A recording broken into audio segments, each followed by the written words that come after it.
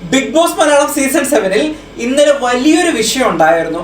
ആദില നൂറ നമ്മുടെ ലെസ്ബിയൻ കപ്പിൾസും അനീഷും തമ്മിലുണ്ടായ വലിയൊരു പ്രശ്നവും അതിനോടനുബന്ധിച്ച് ആദില നിലവിളിച്ച് കരഞ്ഞതും നമ്മൾ കണ്ടു.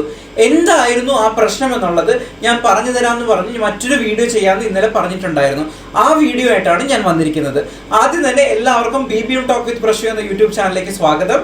ആദ്യമായാണ് നിങ്ങൾ എൻ്റെ യൂട്യൂബ് ചാനൽ കാണുന്നെങ്കിൽ തീർച്ചയായും സബ്സ്ക്രൈബ് ചെയ്യണം. അതോടൊപ്പം തന്നെ ലൈക്ക് ചെയ്യുകയും നിങ്ങളുടെ വിലയേറിയ നിർദ്ദേശങ്ങളും അഭിപ്രായങ്ങളും ഒക്കെ കമൻറ്റ് ചെയ്യുകയും വേണം.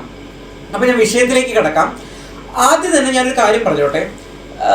നമ്മുടെ സമൂഹത്തിൽ നിലവിൽ നമുക്കൊരു ഒരു ചട്ടക്കൂടുണ്ട്. ഒരു ചട്ടക്കൂട്, അതിൽ നിന്നും കുറച്ച് വ്യത്യസ്തത ഇപ്പോൾ ഉണ്ടെങ്കിൽ തന്നെ ഒരു ചട്ടക്കൂട്, അതായത് ഒരു ബഹുഭൂരിപക്ഷം ആൾക്കാരും വിചാരിക്കുന്നത് സമൂഹത്തിൽ സ്ത്രീക്ക് പുരുഷനും പുരുഷന് സ്ത്രീയും എന്നുള്ള ഒരു സംഭവമാണ്. വിവാഹം കഴിച്ച് ഇവരാണ് ജീവിക്കേണ്ടെന്നുള്ള ഒരു ബഹുഭൂരിപക്ഷ ചിന്താഗതി ഉള്ളൊരു സ്ഥലത്താണ് നമ്മൾ ജീവിക്കുന്നത്, അല്ലെങ്കിൽ ഒരു സമൂഹമാണ് നമ്മുടെ ഉള്ളത്. അത് സത്യസന്ധമായി പറയുകയാണെങ്കിൽ എത്രത്തോളം നമ്മൾ ഡെവലപ്ഡ് ആണെങ്കിലും, എത്രത്തോളം നമ്മൾ പുരോഗമന ചിന്താഗതിക്കാരാണെങ്കിലും, എത്ര വിദ്യാഭ്യാസം ഉണ്ടെന്ന് പറഞ്ഞു കഴിഞ്ഞാലും ഞാൻ പറഞ്ഞത് ഒരു സത്യമായിട്ടുള്ള കാര്യമാണ്. ചില മാറ്റങ്ങൾ വന്നിട്ടില്ല എന്നുള്ളത് ഞാൻ മാറ്റി നിർത്തുകയല്ല. തീർച്ചയായും ഒരുപാട് മാറ്റങ്ങൾ സമൂഹത്തിൽ വന്നിട്ടുണ്ട്, ഒരു ഡൗട്ടും ഇല്ല. പക്ഷേ എഗെയിൻ ഞാൻ പോയിന്റ് ഔട്ട് ചെയ്ത് പറയട്ടെ, ബഹുഭൂരിപക്ഷം ആൾക്കാരും ഇപ്പോഴും സ്ത്രീ പുരുഷ ബന്ധത്തിൽ വിശ്വസിക്കുന്നവരാണ്. അതല്ലാതെ ഒരു സ്ത്രീക്ക് സ്ത്രീയോ അല്ലെങ്കിൽ പുരുഷന് പുരുഷനോ എന്ന ചിന്താഗതി ഉൾക്കൊള്ളുന്ന ഒരു സമൂഹം അല്ല നമ്മുടേതെന്നുള്ളത് ഒരു റിയാലിറ്റിയാണ്. അത് നിങ്ങൾ മനസ്സിലാക്കണം, അതൊരു റിയാലിറ്റിയാണ്. ഞാൻ എടുത്തു പറയാം. പക്ഷേ ഇതൊക്കെയാണെങ്കിലും നമ്മുടെ സമൂഹത്തിൽ എക്സിസ്റ്റ് ചെയ്യുന്ന, അതായത് നിലനിൽക്കുന്ന, അല്ലെങ്കിൽ നിലനിൽക്കുന്നതല്ല, ഉള്ളൊരു സംഭവമാണ് സ്വവർഗ അനുരാഗം എന്ന് പറയുന്നത്. കുറച്ചും കൂടി വ്യക്തതയോട് പറഞ്ഞു കഴിഞ്ഞാൽ സെയിം സെക്സ്വൽ അല്ലെങ്കിൽ സെയിം സെക്ഷുവാലിറ്റി എന്ന് പറയുക. സെയിം സെക്സ് എന്ന് പറയും, അല്ലെങ്കിൽ സെയിം സെക്ഷുവാലിറ്റി. ഇപ്പം പുരുഷനും പുരുഷനും ആണെങ്കിൽ ഗേ കപ്പിൾസ് എന്നും, സ്ത്രീയും ആണെങ്കിൽ ലെസ്ബിയൻ കപ്പിൾസ് എന്നും അവരെ പറയും. ആ തരത്തിലുള്ള ലെസ്ബിയൻ കപ്പിൾസ് ആണ് ആദിലയും നൂറയും. അതായത് ഈ തവണത്തെ സീസൺ 7-ൽ മത്സരാർത്ഥികളായിട്ട് ഒരൊറ്റ മത്സരാർത്ഥിയാണ്. പക്ഷേ ഇവർ രണ്ടുപേരും രണ്ട് ഇൻഡിവിജ്വാലിറ്റിയാണ്. പക്ഷേ സീസൺ 7-ൽ ഒരു മത്സരാർത്ഥിയാണ് ആദിലയും നൂറയും. ഇവരൊരു ലെസ്ബിയൻ കപ്പിൾസ് ആണ്. ഇതിൻ്റെ കൂടെ തന്നെ മറ്റൊരു സമൂഹവും ഉണ്ട്, അതായത് ട്രാൻസ്ജെൻഡർ സമൂഹമുണ്ട്. അതായത് പുരുഷനായി ജനിച്ച് അവർ സർജറി ചെയ്ത് സ്ത്രീയായി മാറുക, അതല്ലെങ്കിൽ സ്ത്രീയായി ജനിച്ച് സർജറി ചെയ്ത് പുരുഷനായി മാറുന്ന മറ്റൊരു സമൂഹമുണ്ട്, ട്രാൻസ്ജെൻഡർ എന്ന് പറയും. അവരെ തൽക്കാലം നമുക്ക്, പിന്നെ അതല്ലാതെ കുറച്ച് വിഭാഗങ്ങളുടെ ഉണ്ട്, തൽക്കാലം നമുക്ക് അവരെ മാറ്റി നിർത്താം. തൽക്കാലം നമ്മുടെ വിഷയം ഈ ലെസ്ബിയൻ കപ്പിൾസ് ആണ്. ഒന്നും കൂടി പറയാം, പുരുഷനെ ഇത് ചെയ്യുന്നത്, അതായത് സ്വവർഗ അനുരാഗത്തിൽ പുരുഷനും ചേരുന്നതിനെ ഗേ കപ്പിൾസ് എന്നും, സ്ത്രീയും ചേരുന്നതിനെ ലെസ്ബിയൻ കപ്പിൾസ് എന്നാണ് പറയുന്നത്. ആ ലെസ്ബിയൻ കപ്പിൾസ് ആണ് നമ്മുടെ ആദിലയും നൂറയും.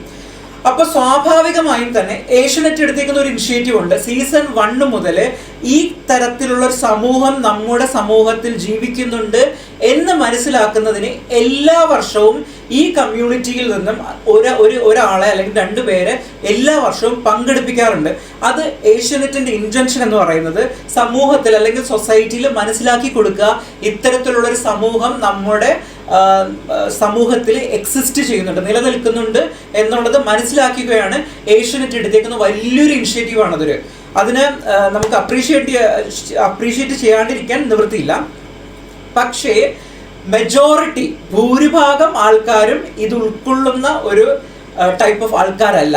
മൈനോറിറ്റിയാണ് അക്സെപ്റ്റ് ചെയ്യുന്നത്. അതായത് ചെറിയൊരു സമൂഹം മാത്രമാണ് ഇവരെ ഉൾക്കൊള്ളുന്നൊരു സമൂഹം എന്ന് പറയുന്നത്. ഓക്കെ, ഇതാണ് ഇതിൻ്റെ ഒരു ടോട്ടൽ ഒരു ഫിഗർ എന്ന് പറയുന്നത്. ഇപ്പം നിങ്ങൾക്ക് ഏകദേശം ഇതിൻ്റെ ഒരു ഐഡിയ മനസ്സിലാകാത്തവർക്ക് വേണ്ടിയിട്ട് പറഞ്ഞതാണേ, അതല്ലാതെ മനസ്സിലാകുന്നവർക്ക് വേണ്ടിയിട്ടല്ല. ഇത് മനസ്സിലാകാത്ത ആൾക്കാർ ഇപ്പോഴും നമ്മുടെ സമൂഹത്തിലുണ്ട്, അവർക്ക് വേണ്ടിയിട്ട് ഞാൻ പറഞ്ഞതാണ്. ഓക്കെ, ഇനി ആദില നൂറയിലേക്ക് വരാം. അപ്പം ആദില നൂറയും അവരൊരു മുസ്ലിം കുടുംബത്തിൽ ജനിച്ചതാണ്. കുറച്ച് ഓർത്തഡോക്സ് ആയിട്ടുള്ള കുടുംബത്തിലായിരുന്നു അവരുടെ ജനനം. അപ്പം തന്നെ ഇത്തരത്തിലുള്ള ഒരു കപ്പിൾസിനെ അല്ലെങ്കിൽ ഇത്തരത്തിലുള്ള ഒരു പ്രണയം അക്സെപ്റ്റ് ചെയ്യാൻ പറ്റിയ ഒരു ഫാമിലി ആയിരുന്നില്ല ആദിലയുടേതും നൂറയുടേതും. ഓക്കെ, അവരിനി ഫാമിലി വീക്കിൽ അല്ലെങ്കിൽ ഫാമിലി വീക്കല്ല, ഇനി അവരുടെ പേഴ്സണൽ സ്റ്റോറി പറയുമ്പോൾ അതിൻ്റെ കൂടുതൽ ഡീറ്റെയിൽസ് പറയും. ഞാൻ അതിലേക്ക് എന്തായാലും പോകുന്നില്ല, പക്ഷേ നമുക്ക് കുറേയൊക്കെ ഇൻഫർമേഷൻസ് യൂട്യൂബിൽ അവൈലബിൾ ആണ്. പക്ഷേ എന്നാലും ചെറിയ രീതിയിൽ ഞാൻ പറഞ്ഞുതരാം. ഓക്കെ, സോ ഇവരുടെ ഫാമിലി ഈ ബന്ധത്തെ ഭയങ്കരമായിട്ട് ശക്തിയുക്തി എതിർത്തു, ഇവരെ പുറത്താക്കി, ഒരു രീതിയിലും അക്സെപ്റ്റ് ചെയ്തില്ല. അതുകൊണ്ട് തന്നെ ആദിലയ്ക്കും നൂറയ്ക്കും അവരുടെ ഫാമിലിയോട് ഒരു വെറുപ്പുണ്ട്, ദേഷ്യമുണ്ട്. അവർ യങ് കപ്പിൾസ് ആണ്, ഒരു 26-27 വയസ്സേ ഉള്ളൂ. ഇത് കുറേ വർഷം മുമ്പ് തുടങ്ങിയൊരു പ്രശ്നമാണ്, മനസ്സിലായില്ലേ? അപ്പം വളരെ പ്രായം, നമ്മളിപ്പം ഒരു 30 വയസ്സൊക്കെ, നമുക്ക് 25 വയസ്സുള്ള ഒരു മെച്യൂരിറ്റി ആയിരിക്കത്തില്ല 30 വയസ്സിലേക്ക് വരുന്നത്, അല്ലേ? പാരന്റിങ് എന്ന് പറയുന്നത് എന്താണ്? പാരന്റ്സ് എന്ന് പറയുമ്പോൾ ഇപ്പം എൻ്റെ അമ്മയാണെങ്കിലും നമ്മുടെ സമൂഹമാണെങ്കിലും നമ്മുടെ ചുറ്റുപാട് നിൽക്കുന്ന ചേച്ചി ചേട്ടന്മാരും ആണെങ്കിലും ചിലപ്പോൾ അവർക്കുണ്ടാവുന്ന മക്കളും ഇതുപോലെ വന്നു കഴിഞ്ഞാൽ ചിലപ്പം ഉൾക്കൊള്ളാൻ പറ്റുന്ന ഒരു സമൂഹമായിരിക്കണമെന്നില്ല എല്ലാവരും, മനസ്സിലായില്ലേ? പാരന്റ്സ് എപ്പോഴും ഈ നമ്മുടെ സോ കോൾ സൊസൈറ്റി ഉണ്ടാക്കി വെച്ചേക്കുന്ന ആ ഒരു ഇതനുസരിച്ച് മാത്രം നീങ്ങുന്ന ഒരു ആൾക്കാരാണ് നമ്മുടെ സമൂഹം എന്ന് പറയുന്നത്. അത് നമ്മൾ മനസ്സിലാക്കണം. അത് മനസ്സിലാക്കാൻ ചിലപ്പോൾ നമുക്ക് പ്രായം കുറച്ച് വർഷങ്ങൾ എടുത്തേക്കാം, കുറച്ച് മനസ്സിലാക്കാൻ നമുക്ക് മെച്യൂരിറ്റി കുറേ കൂടി ഡെവലപ്പ് ചെയ്തെടുത്തേക്കാം എന്നുള്ളതാണ് ഒരു സത്യസന്ധമായിട്ടുള്ള കാര്യം. അപ്പം ഇവർക്ക് ഇത്തരത്തിലുള്ള ബന്ധങ്ങളെ ഒന്നും അക്സെപ്റ്റ് ചെയ്യാൻ പറ്റത്തില്ല. അതായത് നമ്മുടെ അച്ഛനമ്മമാർക്ക് അത് അക്സെപ്റ്റ് ചെയ്യുന്ന സമൂഹം ഇല്ല എന്നല്ല ഞാൻ പറയുന്നത്, അവരുടെ നമ്പർ വളരെ വിരളമാണ്. ലാർജ് നമ്പർ എന്ന് പറയുന്നത് ഇവരെ അക്സെപ്റ്റ് ചെയ്യാത്ത സമൂഹമാണ്. എൻ്റെ ഫാമിലിയിൽ വന്നു കഴിഞ്ഞാൽ അല്ലെങ്കിൽ നിങ്ങളുടെ ഒരു ഫാമിലി വന്നു കഴിഞ്ഞാൽ ചിലപ്പോൾ നിങ്ങളും അക്സെപ്റ്റ് ചെയ്യത്തില്ലായിരിക്കും, മനസ്സിലായില്ലേ? നമ്മൾ ഉണ്ടാക്കി വെച്ചിരിക്കുന്ന ആ ഒരു സിസ്റ്റത്തിൽ മാത്രം, അല്ലെങ്കിൽ നമ്മുടെ ചുറ്റുപാടുള്ളവർ നമ്മളെ എന്ത് പറയും, അല്ലെങ്കിൽ നമ്മുടെ റിലേറ്റീവ്സ് നമ്മളെ എന്ത് പറയും, ഇത്തരത്തിലൊക്കെ ചിന്തിച്ച് ഈ സൊസൈറ്റി നോക്കി ജീവിക്കുന്നവരാണ് നമ്മുടെ മാതാപിതാക്കൾ എന്ന് പറയുന്നത്. അതുകൊണ്ട് തന്നെ ആദിലയുടെയും നൂറയുടെയും വിഷയം സെയിം സ്പിരിറ്റിൽ തന്നെയാണ് അവരുടെ മാതാപിതാക്കൾ എടുത്തിരിക്കുന്നത്. അവരെ ഞാൻ ഒരിക്കലും തെറ്റു പറയില്ല. അവരുടെ ഭാഗത്തു നിന്ന് നോക്കുമ്പോൾ, അവരുടെ ചുറ്റുപാട് നിന്ന് നോക്കുമ്പോൾ അവർ ചെയ്യുന്നത് ശരിയാണ്. പക്ഷെ അതേ സമയം തന്നെ സൊസൈറ്റിയിൽ നോക്കുമ്പോൾ അല്ലെങ്കിൽ നമ്മുടെ സമൂഹത്തിൽ നോക്കുമ്പോൾ ഇത്തരത്തിലുള്ള കാര്യങ്ങളും നടക്കുന്നുണ്ട് എന്നുള്ളത് ഒഴിച്ചു മാറ്റി നിർത്തപ്പെടാൻ പറ്റില്ല. അപ്പൊ തന്നെ ആദിലയുടെയും നൂറയുടെയും ഭാഗത്തു നിന്ന് നോക്കുമ്പം അവര് ചെയ്തതാണ് ശരി എന്നുള്ളത് ഒരു കാരണവശാലും ഞാൻ മറച്ചു വെക്കത്തില്ല. അവരുടെ ഭാഗത്ത് തന്നെയാണ് ശരി. ഇനി അനീഷിന്റെ കാര്യത്തിലേക്ക് വരാം. ഇപ്പൊ നിങ്ങൾക്ക് ഏകദേശം ഒരു പിക്ചർ ഇതിന്റെ കാര്യത്തിൽ കിട്ടിയിട്ടുണ്ടെന്ന് കാണുമെന്ന് ഞാൻ വിശ്വസിക്കുന്നു. ഇനി അനീഷിന്റെ കാര്യത്തിലേക്ക് വരാം. അനീഷ് ഈ ഭൂരിഭാഗത്തിനെ റെപ്രസെന്റ് ചെയ്യുന്ന ഒരു വ്യക്തിയാണ് അനീഷ് എന്ന് പറയുന്നത്. അതുകൊണ്ട് തന്നെ അനീഷിന്റെ ചിന്താഗതി ആദിലയുടെയും നൂറയുടെയും മാതാപിതാക്കൾക്കൊപ്പമായിരിക്കും അനീഷിന്റെ ചിന്താഗതി നിൽക്കുക. സ്വാഭാവികമായിട്ടും ഭൂരിപക്ഷത്തിന്റെ കൂടെ നിന്ന് വളരെ വലിയൊരു ചിന്താഗതി അല്ല അനീഷിൻ്റെത്, ചെറിയ ചിന്താഗതിക്കാരനാണ്. അപ്പോൾ പുള്ളിക്കാരനും ആഗ്രഹിക്കുന്നത് എന്താണ്? നിങ്ങൾ എന്തുകൊണ്ട് നിങ്ങളുടെ പാരൻസിനെ പറഞ്ഞ് കൺവിൻസ് ചെയ്തില്ല, അല്ലെങ്കിൽ നിങ്ങളുടെ പാരൻസിനെ കൂട്ടി നിർത്തുന്നില്ല? ഇതാണ് ഒരു ടോക്ക് അവർ തമ്മിൽ നടന്നത്.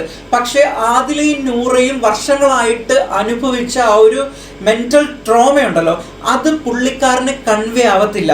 അനീഷ് എന്ന് പറയുന്ന വ്യക്തിയല്ല ഞാൻ പറയുന്നത് കേട്ടോ, അതൊരു സൊസൈറ്റിയാണ്. ഈ സൊസൈറ്റിക്ക് അത് മനസ്സിലാവത്തില്ല. അവര് എത്രത്തോളം അനുഭവിച്ച ഒരു വിഷമം എന്താണെന്നുള്ളത് ഈ സൊസൈറ്റിക്ക് മനസ്സിലാവത്തില്ല. അത് ഇവർക്ക് രണ്ടും മാത്രമേ, അല്ലെങ്കിൽ ഈ വിഷയത്തെ പറ്റി കൂടുതൽ പഠിച്ചവർക്ക് മാത്രമേ മനസ്സിലാവത്തുള്ളൂ. സോ ഇതൊരു വലിയൊരു സബ്ജക്റ്റാണ്.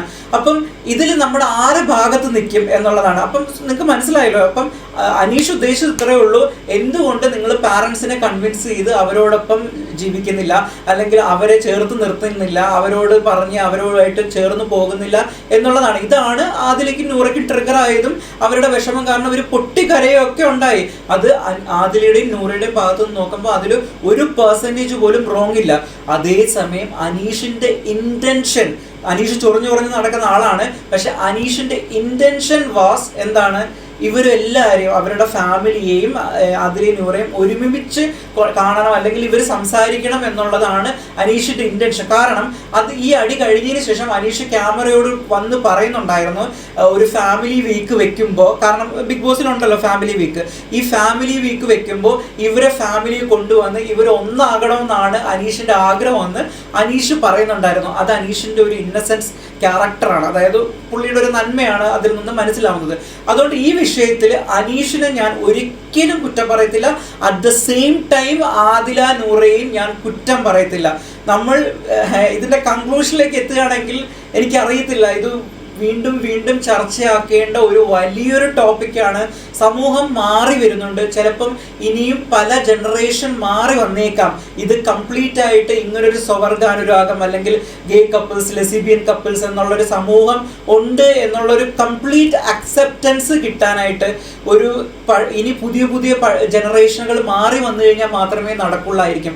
അല്ലെങ്കിൽ ഇനി വളർന്നു വരുന്ന, സത്യം പറയാലോ, എൻ്റെ സുഹൃത്തുക്കൾക്കിടയിലാണെങ്കിലും എൻ്റെ ചുറ്റുള്ളവരാണെങ്കിലും വളരെ വിദ്യാഭ്യാസമുള്ളവരുണ്ട്, വളരെ ലോകപരിചയമുള്ളവരുണ്ട്. ഇവരും ഇപ്പോഴും ഇതിനൊന്നും അക്സെപ്റ്റ് ചെയ്യാത്തൊരു സമൂഹമാണ്. അപ്പം നിങ്ങളൊന്ന് ആലോചിച്ച് നോക്കൂ, പഴയ ആൾക്കാരുടെ അവസ്ഥ എന്തായിരിക്കും എന്നുള്ളത്, പഴയ നമ്മുടെ മാതാപിതാക്കളുടെ അവസ്ഥ എന്തായിരിക്കും നിങ്ങളൊന്ന് ചിന്തിച്ചു നോക്കുക. ഇതാണ് ഈ വിഷയത്തെ പറ്റി എനിക്ക് ഡീറ്റെയിൽ ആയിട്ട്, ഇതുകൊണ്ടാണ് ഞാൻ ഡീറ്റെയിൽ ആയിട്ട് വീഡിയോ ചെയ്യാമെന്ന് പറഞ്ഞത്. എന്തായാലും ഈ വിഷയത്തെ പറ്റി വീണ്ടും ഉറപ്പായിട്ടും ചർച്ച ചെയ്യണം എന്നുള്ളത് 100% ഉറപ്പാണ്. കാരണം ഇവരുടെ പേഴ്സണൽ ഒരു വീക്ക് വരുന്നുണ്ട്. അതായത് ഇവരുടെ കാര്യങ്ങളെല്ലാം എന്തൊക്കെ ഇൻസിഡൻസ് ആണ് ഇവരുടെ ലൈഫിൽ ഉണ്ടായെന്നുള്ളത് പറയുന്നൊരു എപ്പിസോഡ് എന്തായാലും ഇനി വരുന്ന ആഴ്ചകൾ വരും. അപ്പോൾ ഇവർ കൂടുതലായിട്ട് ആദില നൂറയുടെ വിഷയങ്ങൾ പറയും, അവരനുഭവിച്ച കൂടുതൽ ട്രോമകളൊക്കെ പറയും. അന്ന് ഞാൻ വീണ്ടും ഇതിനെപ്പറ്റി ഒരു വീഡിയോ ചെയ്യുന്നതായിരിക്കും. ഇപ്പം രണ്ടുപേരുടെ ഭാഗത്തും ഞാൻ ഒരിക്കലും ഒരു സൊസൈറ്റി ആയിട്ടാണ് ഇവരെ കാണുന്നത്, അല്ലാതെ രണ്ട് ഇൻഡിവിജ്വൽ വ്യക്തികളായിട്ടല്ല ഞാൻ ഇവരെ കണ്ടത്. ഒരു സൊസൈറ്റിക്ക് വേണ്ടിയിട്ടുള്ള ഒരു മെസ്സേജ് ആയിട്ടാണ് ഈ വീഡിയോ ഞാൻ കാണുന്നത്. ഈ വീഡിയോ തീർച്ചയായിട്ടും നിങ്ങളുടെ സുഹൃത്തുക്കൾക്കും നിങ്ങളുടെ ഫാമിലി മെമ്പേഴ്സിനും എല്ലാവർക്കും ഷെയർ ചെയ്ത് കൊടുക്കണം. കാരണം വളരെ ഇൻഫോർമേറ്റീവ് ആയിട്ടുള്ളൊരു വീഡിയോ ആണ് ഇത്. ഓക്കെ, അപ്പം ബിഗ് ബോസ് റിവ്യൂ ആയിട്ട് വീണ്ടും മറ്റൊരു വീഡിയോ ആയിട്ട് നമുക്ക് കാണാവുന്ന ശുഭപ്രതീക്ഷയോടുകൂടി ബൈ.